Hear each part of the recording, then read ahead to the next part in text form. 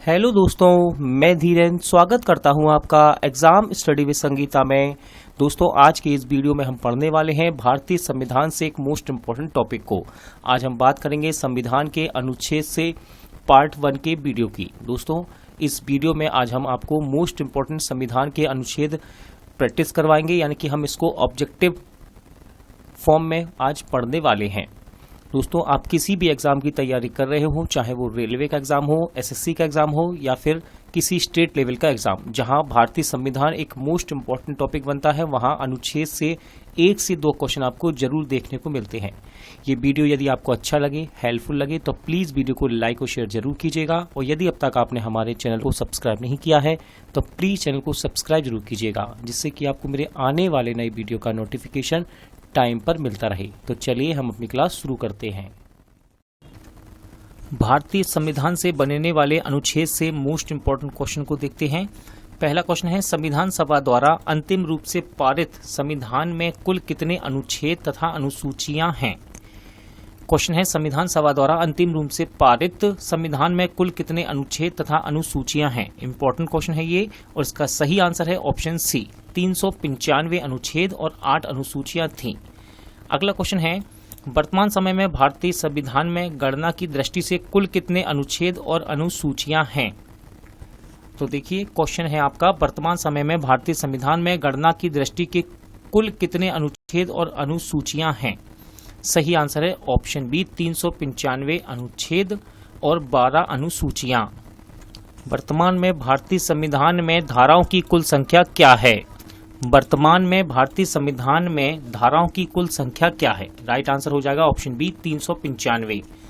संविधान के किस अनुच्छेद में यह अंकित किया है कि इंडिया अर्थात भारत राज्यों का एक संघ होगा? मोस्ट इंपोर्टेंट क्वेश्चन है, संविधान के किस अनुच्छेद में यह अंकित किया गया है कि इंडिया अर्थात भारत राज्यों का एक संघ होगा? इसका सही आंसर है ऑप्शन ए। राइट आंसर है ऑप्शन ए, यानी कि अनुच्छेद 1। संविधान के अनुच्छेद 1 में भारत को क्या कहा गया है? क्वेश्चन एसएससी के एग्जाम में पूछा गया है और रेलवे के प्रैक्टिस सेट में भी आपको ये देखने को मिलेगा। संविधान के अनुच्छेद 1 में भारत को क्या कहा गया है? सही आंसर है राज्यों का संघ। क्या बोला गया है? राज्यों का संघ। क्वेश्चन नंबर 6 देखते हैं, भारतीय संविधान के किन अनुच्छेदों में नागरिकता संबंधी प्रावधान है? भारतीय संविधान के किन अनुच्छेदों में नागरिकता संबंधी प्रावधान है? राइट आंसर है ऑप्शन डी, राइट आंसर है ऑप्शन बी, माफी चाहूंगा, राइट आंसर है ऑप्शन बी, अनुच्छेद 5 से लेकर 11। इसमें नागरिकता के संबंधी प्रावधान का वर्णन किया गया है। निम्नलिखित में से किन अनुच्छेदों द्वारा भारतीय संविधान नागरिकों को मूल अधिकार निश्चितता प्रदान करता है? क्वेश्चन है, कौन सा अनुच्छेद है जो भारतीय संविधान में नागरिकों को मूल अधिकार निश्चितता प्रदान करता है? सही आंसर है अनुच्छेद 12 से लेकर अनुच्छेद 35। यूपीपीसीएस में क्वेश्चन पूछा गया है, इंपॉर्टेंट क्वेश्चन है, इस बात को याद रखिएगा। नौकरियों तथा शैक्षणिक संस्थाओं में समाज के कमजोर वर्ग के आरक्षण उपलब्ध कराने के लिए केंद्र सरकार को संविधान का कौन सा अनुच्छेद अधिकार प्रदान करता है? इंपॉर्टेंट क्वेश्चन है और इसका राइट आंसर हो जाएगा ऑप्शन बी, अनुच्छेद 16। अनुच्छेद 16।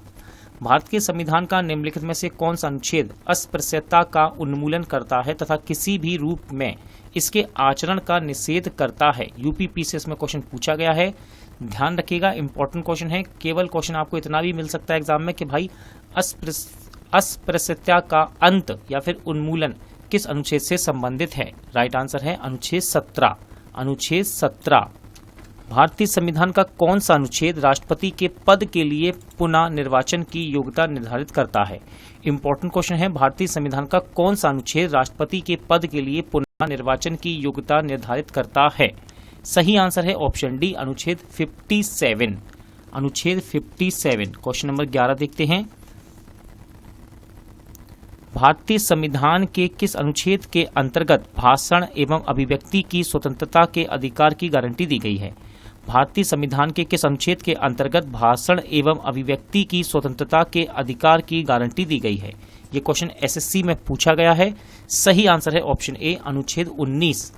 भारतीय संविधान के किस अनुच्छेद में प्रेस की स्वतंत्रता दी गई है? क्वेश्चन सीजीपीसीएस में पूछा गया, भारतीय संविधान के किस अनुच्छेद में प्रेस की स्वतंत्रता दी गई है? राइट आंसर है ऑप्शन डी, अनुच्छेद 19 फर्स्ट। मौलिक अधिकार के अंतर्गत कौन सा अनुच्छेद बच्चों के शोषण से संबंधित है? यूपीपीसीएस में क्वेश्चन पूछा गया है। मौलिक अधिकार के अंतर्गत कौन सा अनुच्छेद बच्चों के शोषण से संबंधित है? राइट आंसर है ऑप्शन डी, अनुच्छेद 24। भारतीय संविधान के किस अनुच्छेद में अल्पसंख्यकों के हितों के संरक्षण की व्याख्या है? भारतीय संविधान के किस अनुच्छेद में अल्पसंख्यक के हितों के संरक्षण की व्याख्या है? राइट आंसर है ऑप्शन बी, अनुच्छेद 29। अगला क्वेश्चन देखते हैं, कौन से अनुच्छेद के अंतर्गत भारत का सर्वोच्च न्यायालय नागरिकों के मौलिक अधिकारों की रक्षा करता है? क्वेश्चन है, कौन सा अनुच्छेद भारत का सर्वोच्च न्यायालय नागरिकों के मौलिक अधिकारों की रक्षा करता है? राइट आंसर हो जाएगा इसका ऑप्शन डी, अनुच्छेद 32। भारतीय संविधान के किन अनुच्छेदों में राज्य के नीति निर्देशक तत्वों का उल्लेख है? इंपॉर्टेंट क्वेश्चन है, भारतीय संविधान के किन अनुच्छेदों में राज्यों के नीति निर्देशक तत्वों का उल्लेख है? सही आंसर इसका ऑप्शन सी, अनुच्छेद 36 से लेकर 51। अनुच्छेद 36 से लेकर 51। भारतीय संविधान के अंतर्गत कल्याणकारी राज्य की अवधारणा निम्नलिखित में से किस अनुच्छेद में वर्णित है? भारतीय संविधान के अंतर्गत कल्याणकारी राज्य की अवधारणा निम्नलिखित में से किस अनुच्छेद में वर्णित है? राइट आंसर हो जाएगा ऑप्शन बी, अनुच्छेद 39। किसमें? अनुच्छेद 39 में। अगला क्वेश्चन देखते हैं, भारतीय संविधान का कौन सा अनुच्छेद राज्य सरकारों को ग्राम पंचायत का गठन का निर्देश देता है? एसएससी में ये क्वेश्चन पूछा गया है, इंपॉर्टेंट क्वेश्चन है। भारतीय संविधान का कौन सा अनुच्छेद राज्य सरकारों के ग्राम पंचायत के गठन का निर्देश देता है? राइट आंसर है अनुच्छेद 40। क्वेश्चन नंबर 19 देखते हैं, 42वें संविधान संशोधन द्वारा संविधान के किस अनुच्छेद में मौलिक कर्तव्यों को जोड़ा गया? मोस्ट इंपोर्टेंट क्वेश्चन है ये। 42वें संविधान संशोधन द्वारा संविधान के किस अनुच्छेद में मौलिक कर्तव्यों को जोड़ा गया? सही आंसर है ऑप्शन बी, अनुच्छेद 51A। हिंदी में आता है ये अनुच्छेद 51 का। एग्जाम में सिर्फ पूछा जा सकता है। अगला क्वेश्चन है, भारतीय संविधान के किस अनुच्छेद में मौलिक कर्तव्यों की चर्चा की गई है? भारतीय संविधान के किस अनुच्छेद में मौलिक कर्तव्यों की चर्चा की गई है? सही आंसर है ऑप्शन बी, अनुच्छेद 51A। संघ की कार्यपालिका शक्ति राष्ट्रपति में निहित होगी। सॉरी दोस्तों, संघ की कार्यपालिका शक्ति राष्ट्रपति में निहित होगी जिनका प्रयोग वह स्वयं या अपने अधीनस्थ अधिकारियों के द्वारा करेगा। ये किस अनुच्छेद में वर्णित है? राइट आंसर इसका ऑप्शन सी, अनुच्छेद 53 यानी कि 53। भारत के संविधान के कौन से अनुच्छेद में भारत के राष्ट्रपति के महाभियोग के प्रावधानों के बारे में उल्लेख किया गया है? इंपॉर्टेंट क्वेश्चन रहता है ये। भारत के संविधान के कौन से अनुच्छेद में भारत के राष्ट्रपति के महाभियोग के प्रावधान के बारे में उल्लेख किया गया है? राइट आंसर है अनुच्छेद 61 यानी कि ऑप्शन बी आपका सही आंसर हो जाएगा। अगला क्वेश्चन है, संविधान के किस अनुच्छेद में उपराष्ट्रपति का पद का प्रावधान किया गया? संविधान के किस अनुच्छेद में उपराष्ट्रपति पद का प्रावधान किया गया? सही आंसर है ऑप्शन सी, अनुच्छेद 63। ऑप्शन सी, अनुच्छेद 63 में उपराष्ट्रपति के पद का प्रावधान किया गया है। संविधान के किस अनुच्छेद के अंतर्गत मंत्रीगण सामूहिक रूप से लोकसभा के प्रति उत्तरदायी है? क्वेश्चन है, संविधान के किस अनुच्छेद के अंतर्गत मंत्रीगण सामूहिक रूप से लोकसभा के प्रति उत्तरदायी है? सही आंसर है ऑप्शन सी, अनुच्छेद 75। संविधान का कौन सा अनुच्छेद मंत्रिपरिषद के गठन के बारे में आधारभूत नियम निर्धारित करता है? संविधान का कौन सा अनुच्छेद मंत्रिपरिषद के गठन के बारे में आधारभूत नियम निर्धारित करता है? राइट आंसर है ऑप्शन सी, इसका अनुच्छेद 75। भारत के महान्यायवादी की नियुक्ति से संबंधित अनुच्छेद कौन सा है? देखिए इंपॉर्टेंट क्वेश्चन है ये। क्वेश्चन है, भारत के महान्यायवादी की नियुक्ति से संबंधित कौन सा अनुच्छेद है? सही आंसर है इसका अनुच्छेद 76 यानी कि option C. Most important question रहता है, इस बात को याद रखिएगा। कौन सा अनुच्छेद संसद के 2 अधिवेशनों के बीच 6 माह के अंतराल की अनिवार्यता का उल्लेख करता है? कौन सा अनुच्छेद संसद के 2 अधिवेशनों के बीच 6 माह के अंतराल की अनिवार्यता का उल्लेख करता है? सही आंसर है इसका अनुच्छेद 85, अनुच्छेद 85। अगला क्वेश्चन है, राष्ट्रपति संविधान के किस अनुच्छेद के अंतर्गत लोकसभा को भंग कर सकता है?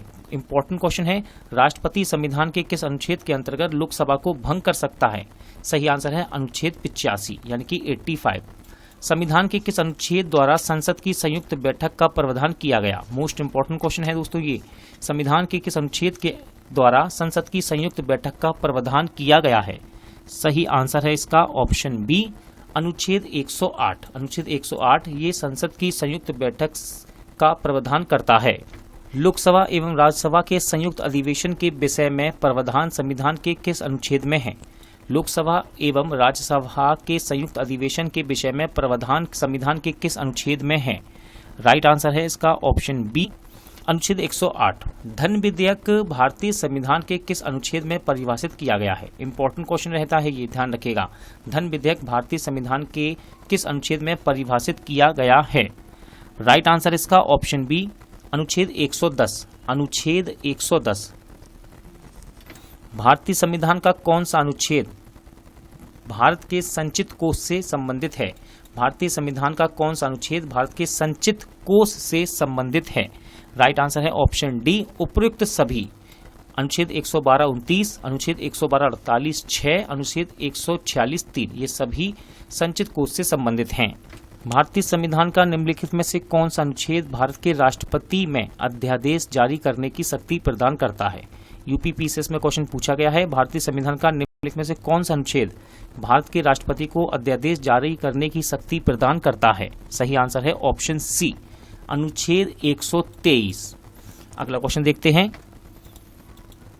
Question number 34। संविधान के किस अनुच्छेद में सर्वोच्च न्यायालय के न्यायाधीश पर महाभियोग चलाए जाने का प्रावधान है?